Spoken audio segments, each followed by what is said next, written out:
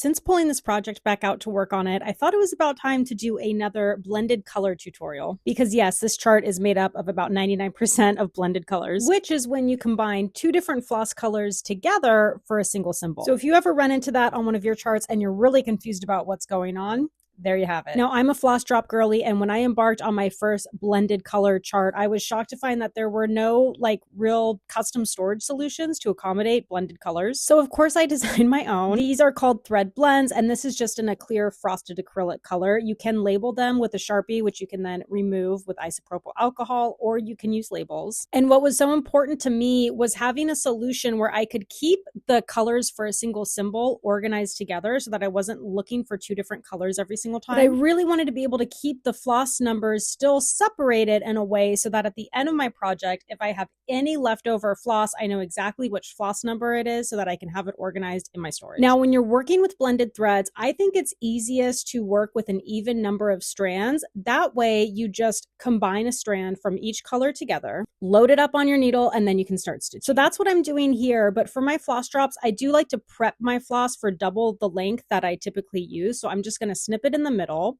I'm going to load up the extra floss on this little oblong holder here and then thread my needle with the remainder so that I can start stitching. So this fabric I'm working on is 32 count fabric, but here I'm using 2 strands. So I'm stitching over 2 squares, which is equivalent to stitching on 16 count fabric or 16 count Aida. But if you were working on a higher count fabric and really just wanted to use 1 strand, there is kind of a workaround for that. So here I'm coming in with the first color and I'm completing the bottom half of the stitch.